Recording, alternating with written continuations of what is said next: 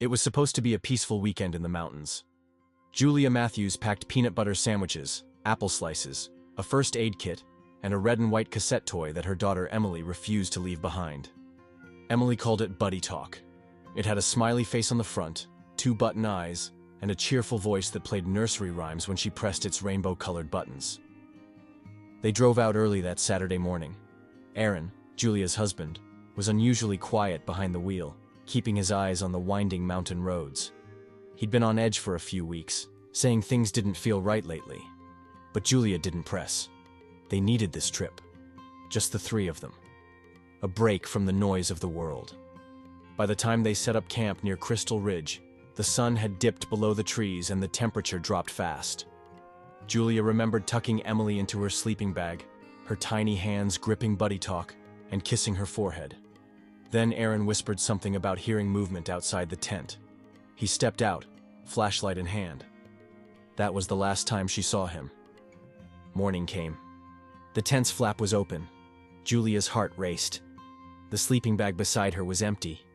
No Aaron, no Emily. Just a muddy footprint near the edge of the rocks and a small piece of red plastic, part of Buddy Talk's handle, lying in the dirt. Search teams came quickly. Helicopters combed the ridge. Dogs picked up a faint trail that vanished near a cliff.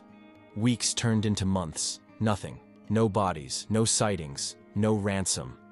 Julia was left alone with questions that no one could answer. They called it a voluntary disappearance. Said Aaron must have taken Emily and vanished on purpose. But Julia knew him. He wasn't perfect, but he wasn't a man who'd leave his wife behind in the middle of the woods. Not like that. She kept Buddy Talk on her nightstand, broken handle and all. It didn't work anymore.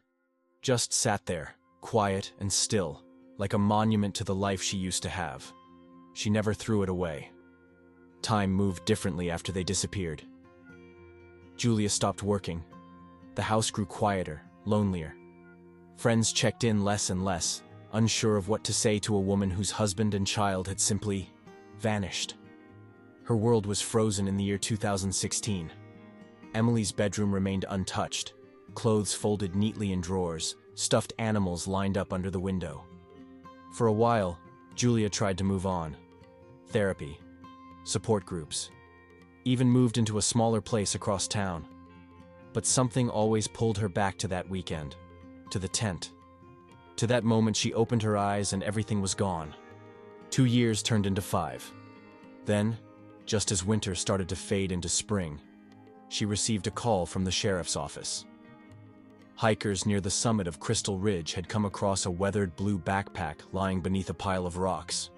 Inside, they found 2 walking sticks, a faded map, and a child's wool hat with a stitched letter E on the front. It was Aaron's pack. Julia drove up the mountain the next day. The air felt thinner than she remembered. A ranger showed her the site. The backpack looked almost placed there, like it had been recently moved, not lost for years. But there were no fresh tracks, no footprints, no trace of anyone nearby. The items inside were strangely clean, considering how long they'd supposedly been missing. The walking sticks weren't rotted. The compass still worked. She turned the map over in her hands. No markings, no notes. Just Aaron's name written faintly in pencil on the corner. The authorities dismissed it as another dead end. But Julia didn't feel closure. If anything, it raised more questions. Why leave a backpack at the top of a ridge, years later, with no attempt to send a message? And why only that? The hat was unmistakable. Emily had worn it in dozens of photos. She ran her fingers over the threading and felt something cold and hollow settle in her chest. That night, she brought the pack home and placed it next to Buddy Talk. She didn't sleep. 9 years to the day since they vanished, Julia woke to silence. It wasn't a peaceful kind of silence. It was the heavy, aching kind that pressed in on her chest. She sat up in bed and looked across the room at the shelf where Buddy Talk had sat for almost a decade. It looked different that morning. Not because it had changed, but because everything else had. Her world had grown gray and quiet. But that toy remained the same. Bright red plastic, happy little buttons, its painted smile frozen in time. She walked over, picked it up, and turned it over in her hands. There was dust in the speaker holes, one of the wheels had snapped off the bottom, and the sticker on the back was peeling. Still, she reached for a fresh pack of AA batteries and clicked open the back. With a soft snap, the panel closed. She pressed the play button. At first, nothing. Then came a low crackle, a pop, and a strange, broken string of sounds. It was faint, but definitely there.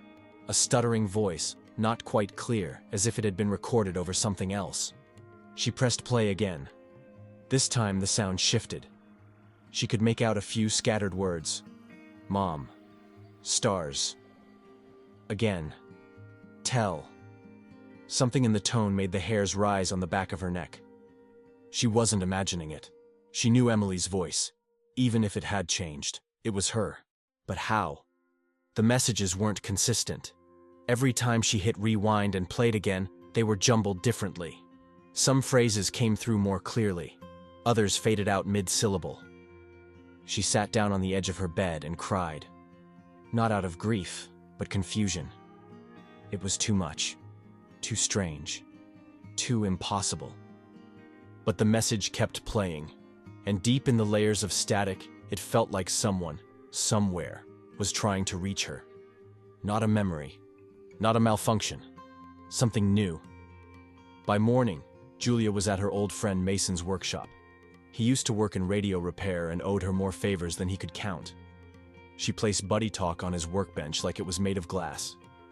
She didn't try to explain, just asked him to clean up the sound. Mason hooked the toy up to his laptop, ran it through audio software, and scrubbed the background noise. At first, it sounded like just a messy patch of syllables and static, an old tape worn down over time. But then, he slowed it down. One phrase surfaced, layered beneath the distortion. Tell Mom we found the stars again. Julia froze. She didn't speak. She didn't breathe. To anyone else, it would have meant nothing.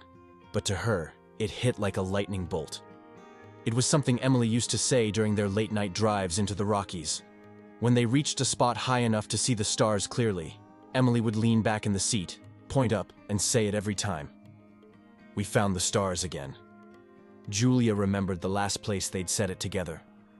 A quiet outcrop miles past the main hiking trail, a clearing on the far end of Coyote Ridge. Aaron had marked it once on a map as Starlight Point. She rushed home and dug through the backpack. The map was still there, faded but readable. Coyote Ridge was circled in red. For the first time in 9 years, something inside her shifted from grief to hope. They sent a small search team to the far side of Coyote Ridge. It wasn't an easy hike. Thick brush, steep inclines, and no clear trail. The area had been written off early in the original search. Too remote. Too unlikely. But this time was different. On the third day, the team radioed in. They had found something. A small handmade cabin tucked beneath a line of trees, camouflaged by branches and overgrowth. Smoke still curled faintly from a rusted chimney. A figure stepped out. A girl, tall and slender, with red hair pulled back behind her ears. She didn't run. She stood there, wide-eyed, unsure whether to believe what she was seeing.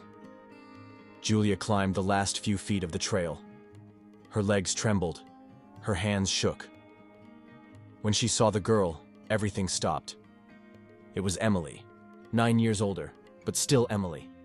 They stared at each other in silence until Julia whispered her name. And then Emily ran, faster than she ever had, and crashed into her mother's arms.